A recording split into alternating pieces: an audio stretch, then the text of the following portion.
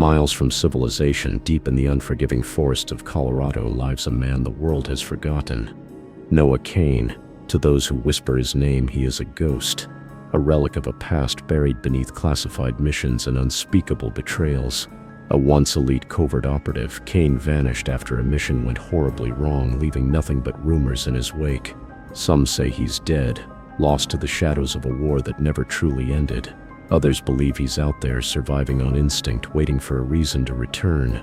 But when a team of heavily armed mercenaries descends upon his territory, using the wilderness as a staging ground for something far bigger than they realize, they awaken something they never should have.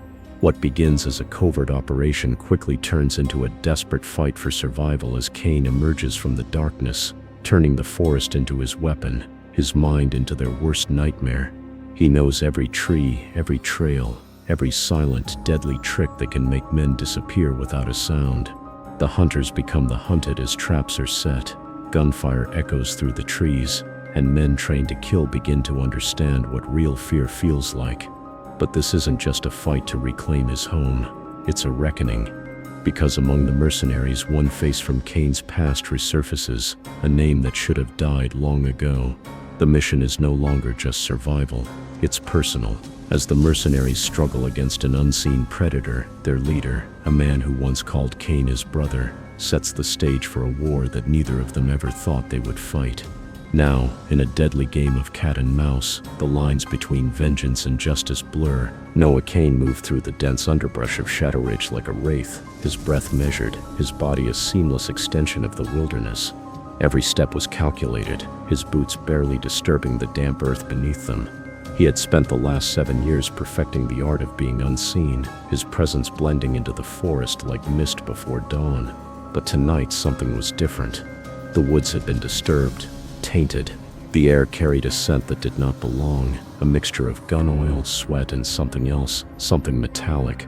Then came the sounds, the unmistakable hum of engines idling in the distance, the crunch of boots on foliage, the low murmur of men speaking in clipped tones. He was not alone. From his vantage point on a ridge overlooking the valley below, Noah crouched behind a thicket of deadfall, his eyes narrowing as he scanned the moonlit clearing. They were professionals. 7 men, heavily armed, dressed in tactical gear that was too high grade for any backwoods hunting party. He watched as they moved with silent precision, setting up a perimeter around a trio of blacked-out SUVs, their weapons held with the casual confidence of men who had killed before. Mercenaries maybe, private contractors, smugglers. The why didn't matter, only that they were here, in his domain, and that made them his problem. Noah had chosen Shadow Ridge for a reason. It was unforgiving, miles from civilization, a place that swallowed the unprepared whole. And yet these men moved with certainty, as if they belonged. He took a slow breath, steadying himself. He had spent years in these mountains, living off the land, mastering its secrets, and ensuring that no one, not hikers, not hunters, not even lost backpackers, ventured too deep into his territory. His past had taught him that solitude was safer than revenge, that a ghost was only powerful as long as it remained unseen. But the moment he laid eyes on the new arrival, stepping out of the second convoy, something inside him cracked. Jason Burke. The name burned like acid in his mind. Burke was a phantom from a life Noah had buried. A former commanding officer. A traitor. A man who had once been a brother before becoming something else. Something poisonous. Kane had watched him die. Or so he had thought. But there he was, standing in the moonlight, barking orders at his men, his face older, more lined but unmistakably the same. Noah's grip on his rifle tightened, his trigger finger twitching. Memories flashed like gunfire. The mission in Caracas, the setup, the betrayal, the explosion that had turned his team, his family, into nothing more than charred remains. And Burke, walking away. Noah exhaled slowly, forcing himself to steady his pulse. This wasn't the time for emotion. He needed intel first.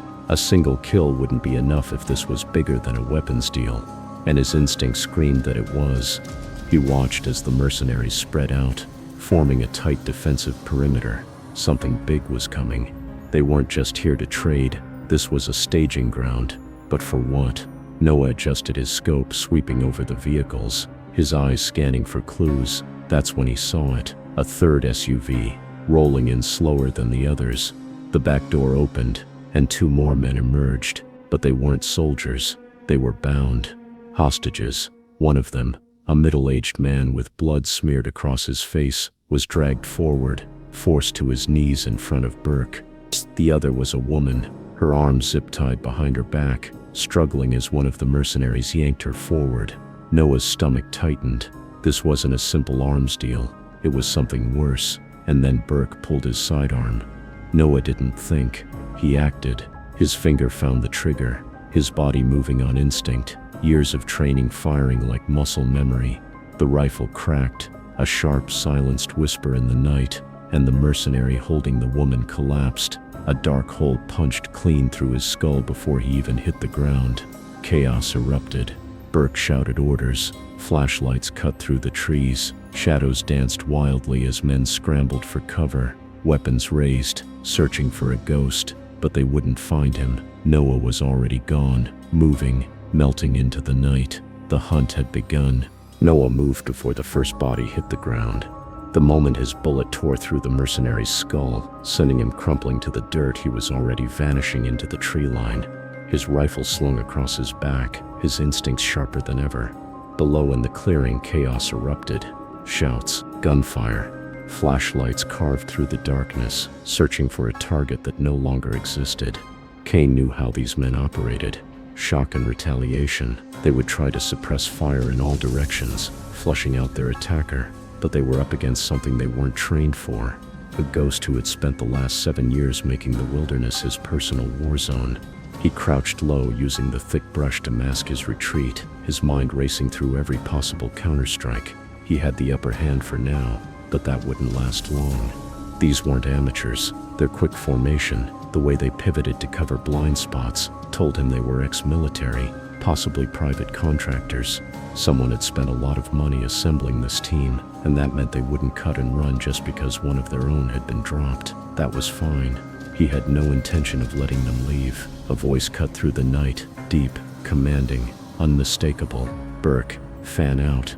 Whoever's out there, you've just made the worst mistake of your life. His voice held no fear, only a razor-sharp confidence, the same arrogance that had made him a legend back when Kane had served under him. But the difference between then and now, Noah knew exactly what kind of man Burke was. He knew how he thought. He led, and more importantly, how he made mistakes. Burke would assume this was a random attacker, maybe a rogue survivalist, a backwoods sniper with a grudge. He wouldn't expect Noah Kane. Not yet. Noah stayed low, pressing himself against the rough bark of an old pine, watching as the mercenaries split into 2 fire teams. Their movements tight, disciplined. They were good, but the forest was better, and so was he. He counted their positions, their pacing, memorized the rhythm of their steps. When a man is hunting, there's always a moment, a split second, when he believes he's safe. That's when he dies. Kane exhaled slowly, lining up his next shot. Not a kill. Not yet. He needed to cripple them first, take control of the battlefield. His crosshairs locked onto a mercenary near the tree line, the one carrying a long-range radio. The second his finger brushed the trigger, the rifle whispered again. A perfect shot. The man dropped with a wet gurgle, clutching his ruined throat as he collapsed. The radio skidded from his grasp. Panic spread through the group like wildfire. "Sniper, South Ridge," one of them shouted. Wrong. By the time they turned toward his last position, Kane was already moving. He slid down the embankment, weaving through the undergrowth, looping toward their flank. Footsteps thundered above him, heavy boots pounding against dirt as the mercs repositioned, trying to find an enemy that was already gone. He moved like a ghost, fast and efficient, until he reached the body of the man he had just taken down. The radio was still there, its screen flickering with static. Kane grabbed it, slipping into the shadows before anyone could see him. Then he waited. The woman, he had to know if she was still alive. Through the trees he spotted her. She was on her knees now, her face bloodied, her wrists still bound behind her back. Burke stood over her, his expression unreadable in the dim moonlight. The other hostage, the middle-aged man, was still breathing, but barely. He wouldn't last long. Kane knew he had to move fast. He pressed the radio to his ear, listening. A voice crackled through, one of the mercs. "Command, we need reinforcements. We're taking fire. Sniper in the trees. Unknown number." Noah smirked. "Not unknown," he whispered, pressing the transmit button. "Just unseen." Silence. Then Burke's voice, sharp, ice cold. "Who is this?" Noah let the static hang between them, just long enough for the first drop of doubt to creep into Burke's mind. Then he spoke, his voice calm, measured, deadly. "You don't recognize my voice, Burke. That hurts, but don't worry. You'll see my face soon enough." A pause, then barely above a whisper, Burke exhaled a single word. "Kane." Noah smiled. Now the real hunt could begin. Noah Kane moved like a phantom through the darkness, weaving between towering pines and jagged boulders, his breathing steady, his pulse a slow, deliberate drumbeat in his ears. The night belonged to him. It always had. The second Burke uttered his name over the radio, Noah knew the balance of fear had shifted. Burke was a tactician, a battlefield mind sharpened by years of war, but fear had a way of unraveling even the best. Noah had seen it happen before, and now he was going to use it. The mercenaries were shifting, abandoning their original formation, their discipline cracking under pressure. A mistake. They moved in pairs, one man sweeping while the other covered. But they weren't moving fast enough. They were still treating this like a standard engagement, expecting an enemy who would shoot and relocate, who could be outgunned or flushed from hiding. But Noah wasn't just another sniper. He was something else, something worse. He wasn't running, he was hunting. He watched as two mercs broke off from the main group, moving cautiously through a gully flanked by rock formations, their rifles raised, scanning the shadows. Good. They were moving exactly where he wanted them. He had set the trap hours ago, long before he even knew he would need it. The forest had ways of turning against those who didn't respect it, and Noah had spent years perfecting his arsenal. The wire snare was nearly invisible against the undergrowth, its thin steel loop stretched between two saplings. It was positioned perfectly, right where the second man would step if he was following his partner's lead, and he did. The moment his boot hit the trigger, the sapling snapped upward with violent force, yanking the merc's foot out from under him and sending him crashing to the ground, his rifle skidding away as the snare tightened around his ankle. Before he could even scream, Noah was already on the move. The first merc spun toward the sound, his weapon sweeping the dark. "Cade," he barked, but there was no answer, only the frantic thrashing of his partner trying to cut himself free. Noah emerged from the shadows like death itself, silent, swift. He grabbed the standing mercenary from behind, one arm locking around his throat, the other jamming a combat knife deep into his ribcage. The man let out a choked gasp, his body stiffening before going limp. The one in the snare had seconds to process what had just happened. "Shit, man down," he yelled, reaching for his sidearm. Too late. Noah stepped forward, pressing a boot down on the merc's chest, forcing the air from his lungs. The man flailed, but Noah had already placed the muzzle of a suppressed pistol against his forehead. He hesitated for just a moment, just long enough for the fear to sink into the man's eyes. Then he pulled the trigger. One more down. Noah grabbed the dead man's radio, twisting the dial to Burke's frequency. He pressed the transmit button, but a beat of silence stretched through the channel, then spoke in a voice just above a whisper. "You're losing them, Burke." He let go of the button, listening. There was a pause, then static, then Burke's voice, low and controlled but laced with something else, now something just beneath the surface. "You don't have the numbers, Kane. You can't take us all." Noah smirked, pressing the button again. "I don't need to. You'll come to me." He cut the transmission, slipping back into the trees. The bodies would be found soon.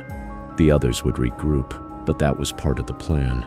Because Noah Kane wasn't going to fight them on their terms, he was going to drag them one by one into his world. And once they were deep enough, there would be no way out. He moved deeper into the forest, his mind racing with calculations.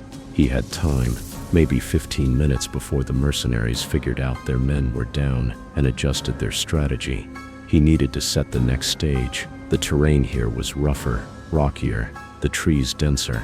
This part of the forest had been his hunting ground for years, and he knew every inch of it. There was an old ravine, deep enough to break bones but narrow enough to hide. If he could lead them there, he could cut their numbers down even further. He doubled back, using the terrain to mask his movement, covering his tracks with practiced ease. The forest was his ally, swallowing him whole as he prepared the next strike. He placed a tripwire near the clearing, rigging a small explosive charge with just enough force to shatter a man's leg without killing him outright. Pain was a better weapon than death. A wounded soldier slowed the rest, made them reckless. As he worked, his ears picked up distant movement, fast, calculated. They had found the bodies. He could hear the tension in their voices, the way their formations were shifting. Good, let them be afraid. Fear made men predictable. A sudden voice over the stolen radio made him pause. Burke again. Kane, he said, his voice sharper now, filled with something that almost sounded like amusement. I know what you're doing. You think you can pick us off one by one. I trained you better than that. You're stalling, but it won't work. You know why. Noah said nothing. Burke chuckled. Because we have her. Noah's stomach went cold. He knew who Burke was talking about before he even heard the next words. If you want her alive, Kane, stop hiding. Face me. Otherwise, a muffled scream, the woman, the hostage, a sharp crack, the unmistakable sound of a fist meeting flesh. You know what happens next. Noah closed his eyes, inhaled deeply. The hunt was over. It was time for war. Noah's grip tightened around the radio, his pulse steady, his breathing even. But inside, a slow-burning fire ignited. Burke had her. He had leverage. And leverage was the only thing that could force Noah Kane out of the darkness. He stared into the night, his mind shifting gears. The advantage had been his. He had been leading them, controlling their fear, making them bleed for every inch they took into his forest. But now Burke had forced his hand. He needed to move, fast. The mercenaries had likely regrouped, shifting their tactics now that they had a hostage in play. The remaining men would be forming a defensive perimeter, Burke at the center, using the woman as bait. It was a calculated move, a challenge, and Noah knew exactly what Burke was thinking. Come for her. Step out of the trees. Make this a fight. I can win. Noah slid his knife back into its sheath and pressed the radio's transmit button. You shouldn't have done that, Burke, he said, his voice calm, lethal. Burke chuckled on the other end, his tone amused but laced with tension. You're predictable, Kane. You act like a ghost, but we both know you've got a weakness, and right now she's on her knees in front of me, wondering if you'll be fast enough to save her. Noah heard the rustle of movement, the sound of someone being dragged, then a muffled cry. The woman, she was still alive. That was all that mattered. Burke exhaled. I'll make this easy. You've got 5 minutes. Step into the clearing, weapons down, and maybe I let her walk. Otherwise, a pause. Well, I've seen what these guys do when they get bored. Noah's jaw clenched. 5 minutes. He didn't have time to set more traps. Didn't have time to pick them off one by one. But he didn't need time. He needed violence. The plan formed in his mind instantly. Simple, brutal, effective. He had spent years avoiding war. Now he was about to unleash it. He moved, fast and low, weaving through the trees, heading for the small ridge overlooking the clearing, where the SUVs were still parked. The mercenaries had clustered near the center, forming a tight ring around Burke and the hostage. Noah counted 5, 2 covering the perimeter, rifles up, 2 flanking Burke, keeping eyes on their prize, and then Burke himself, standing tall, confident, like he still had control. Wrong. Noah shouldered his rifle, exhaling as he lined up his first shot. The perimeter guards were too far apart to take them both at once. He'd need speed, precision.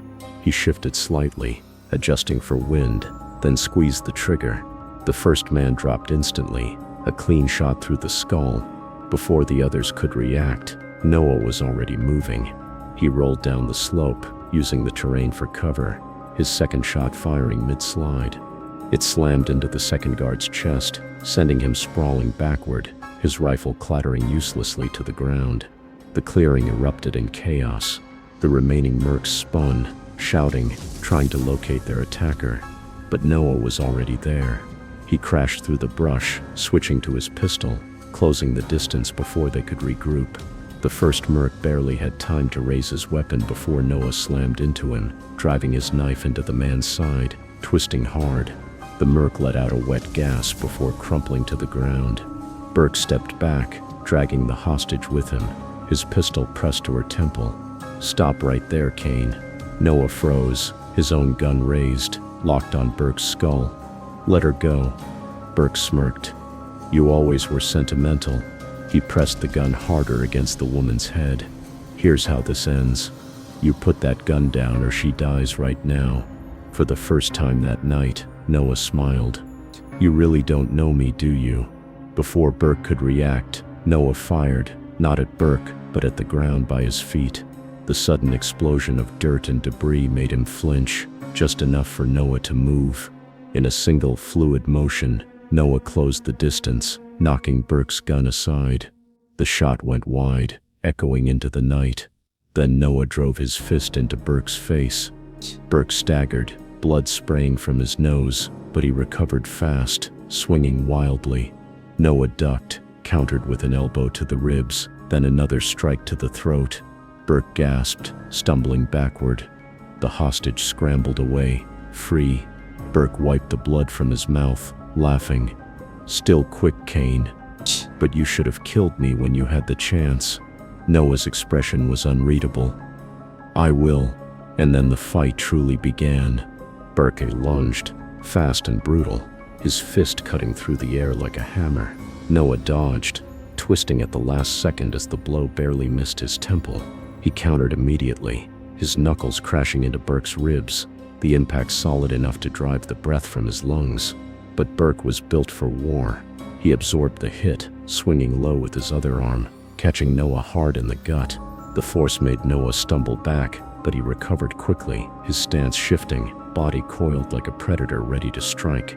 The two men circled each other in the clearing, the forest around them silent, watching, waiting. The remaining mercenaries were either dead or too wounded to interfere, leaving just them, Noah Kane and Jason Burke. The past and the present colliding in a moment of reckoning that had been 7 years in the making. Burke grinned through bloody teeth, wiping his mouth with the back of his hand. "Didn't think you had the nerve to show yourself, Kane," he said, breathing heavy. "Always the ghost, always hiding in the shadows, but look at you now, out in the open. No more tricks, no more traps." Noah said nothing. He didn't need words. His silence was a weapon just as much as his fists. Burke feinted left, then pivoted with a sharp kick aimed at Noah's ribs, but no one anticipated it, stepping inside the attack and trapping Burke's leg. In one violent motion, he twisted, sending Burke crashing to the dirt. Noah followed, driving his knee into Burke's chest, pinning him down. He reached for his knife. Burke wasn't done. He snarled, twisting beneath Noah's weight, managing to drive his elbow into Noah's side. The hit was jarring, enough to loosen Noah's grip for half a second too long. Burke bucked violently, throwing Noah off him, rolling to his feet in an instant. He reached into his vest, yanking out a hidden blade. Noah barely had time to react before Burke slashed, the knife cutting through fabric, grazing his side. Pain flared, but Noah ignored it. He grabbed Burke's wrist, twisting viciously until the knife clattered to the ground. Burke threw a desperate punch, but Noah ducked, then came up hard, slamming his forehead into Burke's face. The sickening crunch of breaking cartilage filled the night as Burke staggered back, blood pouring from his shattered nose. Noah advanced, relentless now. He tackled Burke, driving him backward until they crashed against a tree. His forearm pressed against Burke's throat, pinning him in place. Burke gasped, struggling. "You won't do it," he choked. Noah's voice was calm, deadly. "You don't know me anymore, Burke." He pulled his pistol and pressed the barrel against Burke's skull. Burke coughed, still grinning through the blood. "Go ahead, Kane. End it. But you know what happens if you do. You stay the monster they made you. You disappear for good this time." Noah hesitated. Just for a second. And that second was all Burke needed. With a sudden violent jerk, he yanked a hidden sidearm from his holster, the barrel swinging up toward Noah's ribs. Noah didn't hesitate this time. The shot echoed through the trees. Burke froze, his smirk faltering. His fingers twitched around the pistol he had barely managed to raise, then slackened. Blood spread in a dark, creeping stain across his chest. He staggered back, his breath hitching, eyes locked onto Noah with something between rage and disbelief. His mouth opened, but no words came. And then, just like that, he collapsed. Noah stood over him, gun still raised, watching as the life drained from his old commander's eyes. A long time ago, he might have felt something, vindication, closure, maybe even guilt. But now, he felt nothing. Just another mission complete. Just another loose end tied. He exhaled, holstering his weapon, then turned toward the woman. She was still on her knees, wrists bound, staring at Burke's motionless body with wide, disbelieving eyes. Noah moved quickly, kneeling beside her, cutting the zip ties with a flick of his knife. "Can you walk?" he asked, his voice low, steady. She nodded shakily, but her voice barely came out. Who are you?" Noah hesitated. He could have given her a name. He could have told her who he used to be. But that man was long gone, buried in the ashes of a life he had abandoned. He looked past her, into the trees, into the darkness that had become his home. "Nobody," he said. Distant sounds rumbled in the night. Vehicles, more men coming. Burke's operation was bigger than just this group. Noah stood, offering the woman a hand. "We need to move." She hesitated for only a second before taking it, and together they disappeared into the forest, leaving only ghosts behind. Noah moved fast, leading the woman into the dense undergrowth. His senses stretched to their limit. The night was alive now, filled with the distant rumble of approaching vehicles, the static of radios crackling from the fallen mercenaries' gear. More were coming. Burke hadn't been working alone. Killing him had only opened the door to a larger threat, and that meant Noah had to disappear again. But this time he wasn't alone. The woman stumbled behind him, her breathing ragged, her body struggling to keep pace. She had been bound for hours, beaten, exhausted, but fear gave her legs the strength to move. "Where are we going?" she asked, her voice barely above a whisper. "Somewhere safe," Noah replied without turning. But the truth was, safety was an illusion. He couldn't take her back to his cabin. It was too exposed, too easy to find now that the mercenaries knew he was alive. The best option was distance. Get her out of the forest, out of Shadow Ridge before Burke's reinforcements turned it into a war zone. They moved through the darkness, silent but fast. Noah kept his steps light, making sure she followed his lead. The terrain was rough, uneven ground, jagged rocks, fallen trees, but he had spent years mastering every inch of it. To him, the forest was muscle memory. To her, it was an endless maze. After 10 minutes of relentless movement, Noah slowed, crouching low behind a thick line of brush. He raised a fist, signaling her to stop. She dropped beside him, barely suppressing a gasp, clutching her side. Noah turned his attention back to the distant glow of headlights filtering through the trees. 3 SUVs, approaching from the north. They had backup. The engines rumbled as the convoy stopped just beyond the clearing where Burke had fallen. Armed men stepped out, their shadows long in the moonlight, their movements sharp and controlled. These weren't just cleanup men, they were soldiers. "Find him," a voice barked, gruff, disciplined, commanding, not just any soldiers. Noah recognized the voice, Victor Hale. The realization sent a ripple of tension through his body. Hale wasn't some disposable mercenary. He was an operative, ex-military, special operations, the kind of man who didn't just track targets, he hunted them. If Hale was here, this wasn't just about Burke anymore. This was about him. Noah turned to the woman. "We need to go now." She didn't argue. She just nodded, her eyes filled with unspoken questions, and followed as he led them deeper into the trees. The problem was, Hale would expect that. He knew Noah's tactics, his instincts. That was the real danger. Not the men with rifles, not the vehicles, but the fact that Hale understood how he operated. And if he understood that, then he knew exactly where Noah was headed. They couldn't run. They had to disappear. Noah changed direction, veering sharply to the east, moving parallel to the reinforcements instead of away from them. The woman hesitated but followed his lead, trusting that he knew what he was doing. The trick wasn't to outrun the hunt, it was to break it. For the next 15 minutes they weaved through the thickest parts of the forest, moving deliberately, avoiding open paths, stepping where the ground was softest to muffle their tracks. Noah's mind was calculating constantly, adjusting their route, predicting Hale's next move before it happened. Then he saw it, his way out. A river. The current was fast, the water dark and treacherous, but it was their best chance. Noah grabbed the woman's wrist, guiding her toward the bank. "We have to go through," he said. She pulled back slightly, eyes widening. "What? Noah's that's suicide. The water, it's the only way," he cut in. "Hale will track us by footprints, broken branches, heat signatures, but if we move through the river, we vanish." She hesitated for only a second. Then she nodded. Noah led the way, stepping into the icy water first, feeling the current tug at his legs. It was stronger than he expected, but not enough to stop him. He turned, helping her in, gripping her tightly, as they began moving downstream, letting the river swallow their presence. Behind them, the sounds of the hunt grew louder. Voices, footsteps, the crunch of men spreading out in formation. Hale's men were closing in, but they wouldn't find anything.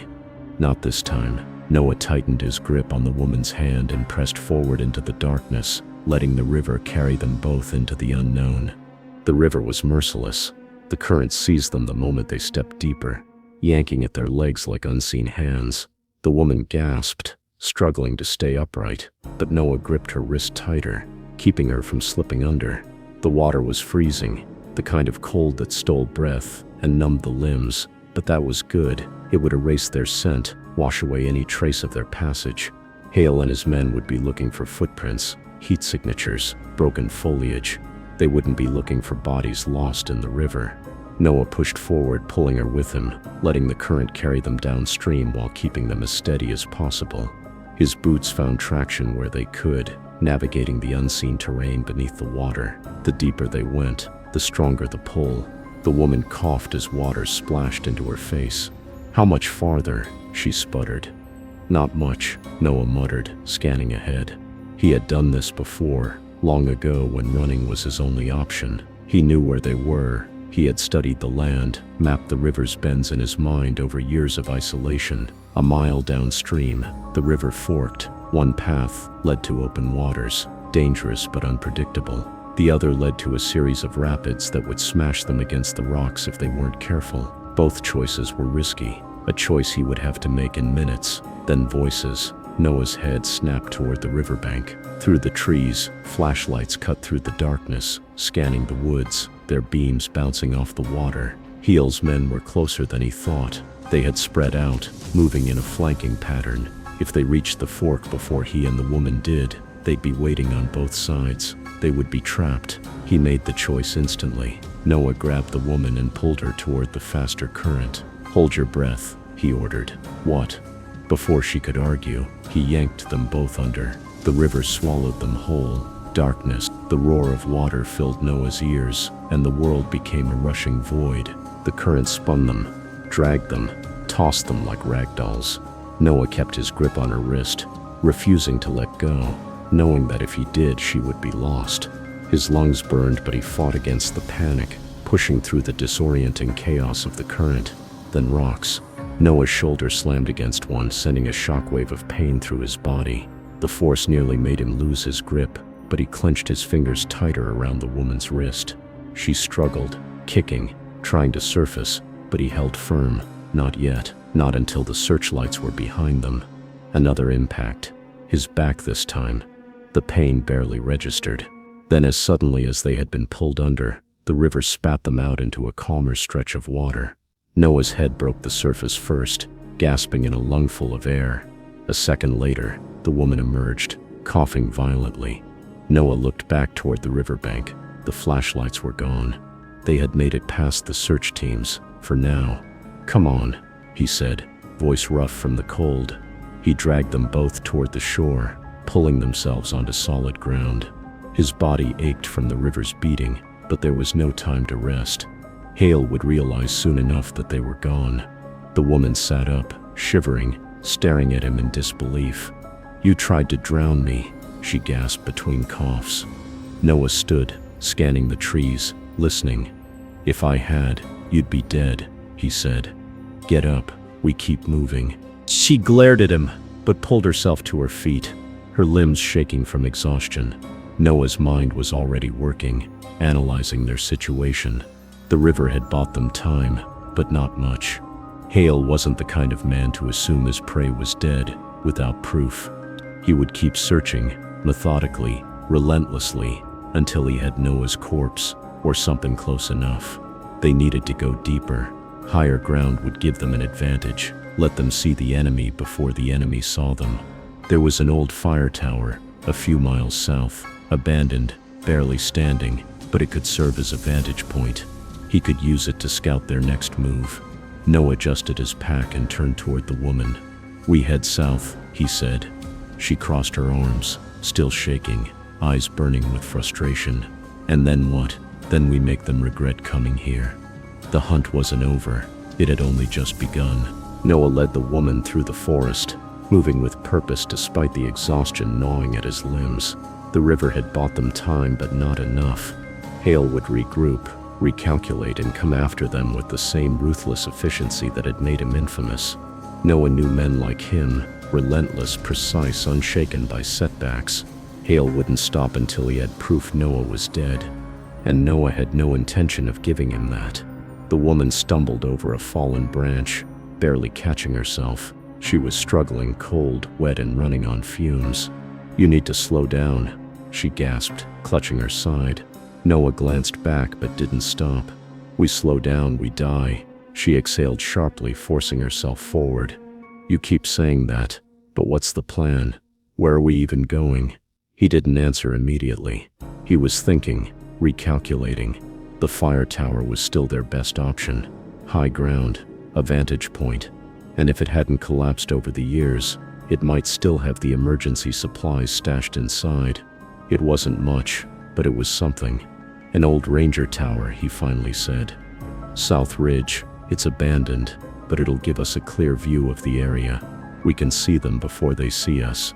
She huffed but kept moving. "And what happens after that? Do we just keep running?" Noah didn't answer, because he wasn't planning to run. They moved in silence for the next 20 minutes, winding through thick brush, navigating around rocky slopes. The wind had picked up, whistling through the trees, masking the distant hum of vehicles. Hale was repositioning his men, closing the net. Time was running out. Then Noah saw it. The tower. It loomed ahead, barely visible against the dark sky, its rusted frame blending into the treetops. It was old, battered by time and weather, but still standing. Noah led the way up the stairs, testing each step before trusting it with his weight. The woman hesitated but followed, gripping the railing tightly. When they reached the top, Noah swept the area with his rifle, making sure they were alone. The small cabin at the top of the tower was intact, just a single-room shelter with shattered windows and a door barely hanging on its hinges. It was perfect. The woman collapsed against the railing, catching her breath. "This is safe?" she asked between ragged breaths. "For now," Noah replied, stepping inside. The interior was stripped bare, old maps pinned to the walls, a rusted cot in the corner, dust covering every surface. He moved to the supply locker, testing the lock. It gave way easily, revealing a few old survival rations, a flare gun, and a first aid kit. He grabbed what he could, tossing her a pack of dried food. "Eat." She caught it, eyeing him warily. "Why are you helping me?" Noah didn't look at her. He kept scanning the tree line through his rifle scope. "Because you're alive." She frowned. "That's not an answer." Noah exhaled. "You were leverage, a hostage. That means you're important to someone. If I leave you out here alone, they'll find you. And if they find you, they'll use you again. That's how men like Hale work." She swallowed, staring at the distant darkness. "So what now?" Noah adjusted the scope, tracking movement far below. Hale's men were repositioning, sweeping the terrain methodically. They were smart, clearing sections in teams, cutting off escape routes. He lowered the rifle, his jaw tightening. "Now," he said, "we make sure they never leave this forest. The woman's breath hitched. "You're going after them." Noah met her gaze, cold and unshaken. "This is my home. They don't get to walk away." Below, the hunt continued, but this time the prey was waiting. Noah crouched by the window of the fire tower, watching the enemy below. Hale's men were moving methodically, sweeping the terrain in small teams, their rifles ready, their eyes scanning the darkness. They were smart, careful, men trained for this kind of hunt, but this wasn't their terrain. It was his. The woman sat against the wall behind him, still shivering from the cold, her breath steadying, but her fear still obvious. "You're serious about this," she said, her voice barely above a whisper. Noah didn't look at her. "I don't bluff." She swallowed hard. "There are at least a dozen of them. You can't take them all." Noah checked his rifle, then the gear he had salvaged from the tower, an old flare gun, some rusted bear traps, a few coils of rope. Not much, but enough. "I don't have to," he said. "I just have to make them bleed until they realize they made a mistake coming here." She hugged her arms around herself. "And if they don't," Noah's expression was unreadable, "then none of us leave." A tense silence filled the air, but there was no more time for hesitation. Hale's men were closing in, methodically cutting off escape routes, moving like a pack of wolves closing in on prey. Noah had to act now. He slung his rifle over his shoulder and stood. "Stay here, stay low. No matter what happens, don't make a sound." The woman's eyes widened. "You're leaving?" Noah looked at her. "I'm setting the board." Before she could argue, he was gone, slipping down the tower's rusted steps, vanishing into the darkness like a shadow. The first kill was silent. Noah moved fast, staying low as he flanked one of the enemy squads, a two-man team sweeping near the base of the ridge. They were too focused ahead, scanning for movement, not expecting death to come from behind. Noah struck the first one with a garrote wire, pulling tight before the man could make a sound. He struggled for a few seconds, clawing at his throat, then went still. His partner barely had time to react before Noah drove his knife up between his ribs, twisting hard. He held the body until it stopped twitching, then lowered it to the ground. 2 down. He took the dead man's radio, twisting the dial, listening to the chatter. Paul's voice crackled through. "Stay spread. Kane's here. He's watching us." Noah smiled to himself. Not watching. Hunting. He moved again, setting his traps as he went. Wire snares stretched across game trails, makeshift spike pits hidden beneath leaves, crude tripwires rigged with old flare rounds. Primitive, but effective. He had no intention of fighting Hale's men head-on. He would let the forest do the work for him. The first explosion lit up the trees. Noah heard the shout before the fireball illuminated the night, a mercenary tripping one of his flare traps, the round igniting on impact, setting his gear and part of his body ablaze. His screams echoed through the valley. Chaos followed. Gunfire erupted as the other squads panicked, shooting at shadows, trying to locate an enemy they couldn't see. Noah moved through the confusion like a phantom, striking at the edges, picking them off one by one. He dropped another man with a silenced rifle shot, then disappeared before the body hit the ground. Another stumbled into one of his spike pits, impaling his leg, his screams drowning in the night air.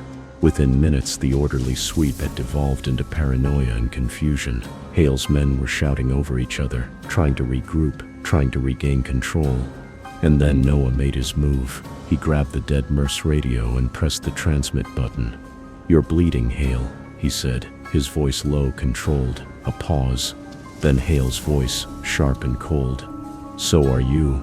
Noah barely had time to react before a shot cracked through the trees. A bullet tore past his shoulder, ripping through the fabric of his jacket. He dove behind cover, his heart steady despite the near miss. Hale had found him, and now the real fight was about to begin. Noah rolled behind a fallen log as another bullet slammed into the bark, splintering wood inches from where his head had been. Hale was good, better than the men he had sent ahead, better than the mercenaries who had died screaming in the dark. But Noah had expected that. He had counted on it. He peeked out, scanning the tree line. Hale wasn't moving like the others.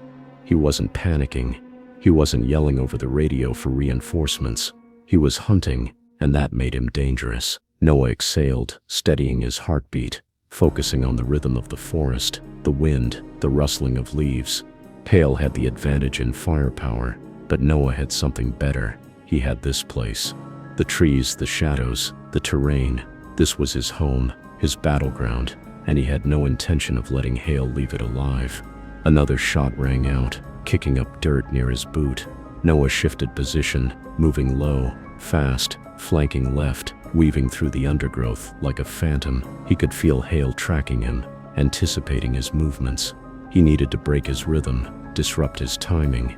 He spotted an old rotted tree trunk ahead, barely standing, leaning against a boulder, a perfect lure. Noah fired a quick shot toward Hale's last position, then bolted, deliberately making noise as he dived behind the rotting tree.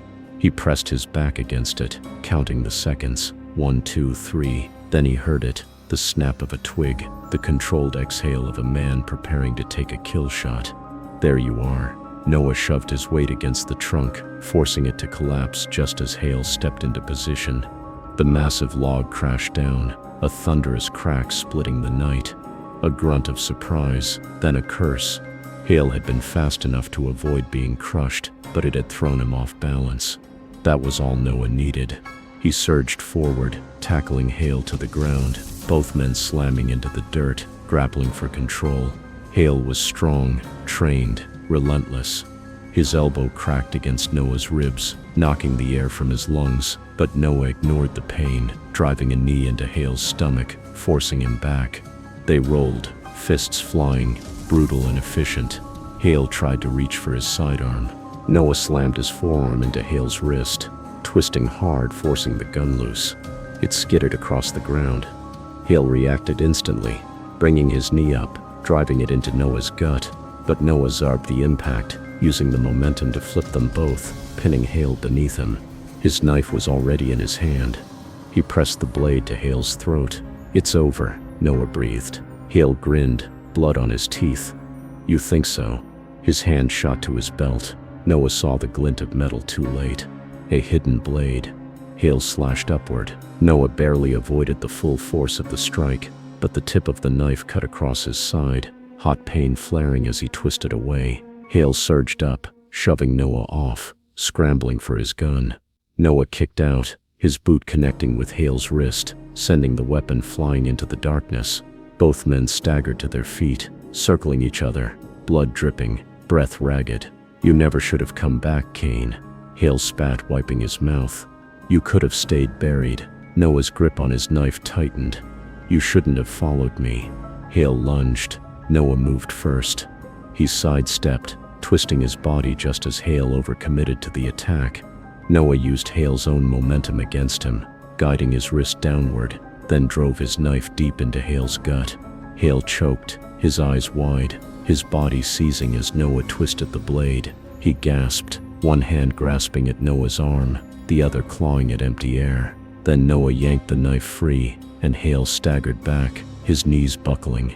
He collapsed to the forest floor, blood pooling beneath him, his breath shallow wet. Noah stood over him, watching as the life drained from his eyes. Hale coughed, trying to speak, but no words came. Noah didn't offer any. He simply turned and walked away. The forest was silent again. When Noah reached the fire tower, the woman was standing at the top, watching him. He climbed the steps, his body aching, his mind finally slowing. She looked at him, really looked at him. "Is it over?" she asked. Noah stared out at the forest, at the bodies left behind in the dark. "Yeah," he said, "it's over." She let out a breath, one of relief, one of exhaustion. "So what happens now?" Noah looked at her, then at the vast empty wilderness stretching beyond them. For the first time in a long time, he didn't have an answer. He had spent years being a ghost, running from a past that had finally caught up to him. But now, with the last piece of it lying dead in the dirt, there was nothing left to run from. He sheathed his knife, slung his rifle over his shoulder, and stepped away from the railing. "Now," he said, "we leave." And without another word, Noah Kane disappeared into the trees one last time.